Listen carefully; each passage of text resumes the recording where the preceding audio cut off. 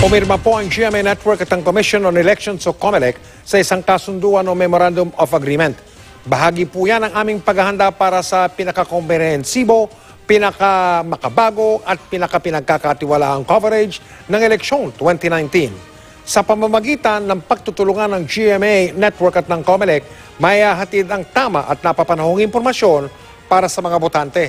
Nakatutok si Tina Panganiban Perez.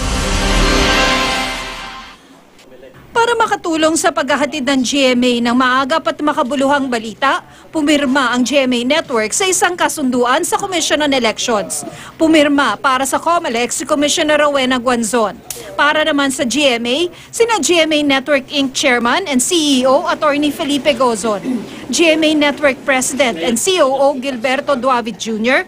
at GMA Network Senior Vice President for News and Public Affairs Marisa Flores. Isa sa mga nakasaad sa kasunduan ng pagkakaroon ng GMA ng electronic na kopya ng election returns. Dito makikita ang bilang ng mga boto sa lahat ng posisyon sa isang polling precinct.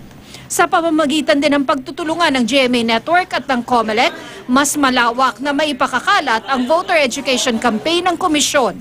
The people have a right to public information as wide as possible. Easier access to information because that is their constitutional right.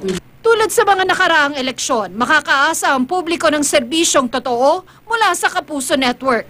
At sa pamamagitan ng paghahayag ng tama at napapanahong impormasyon, magagabayan ang mga botante sa pagpili ng kanilang mga iboboto. Dapat malaman ng lahat ng tao na napaka-importante nitong election exercise. Hindi lahat ng bayan sa mundo nakakatikim ng eleksyon. At wala pang ibang sistema sa aking pananaw na makakapalit sa demokrasya. Dapat gamitin natin yung karapatan na yan para maiboto natin ang mga dapat iboto. Tina Panganiban Perez, Nakatutok, 24 Oras.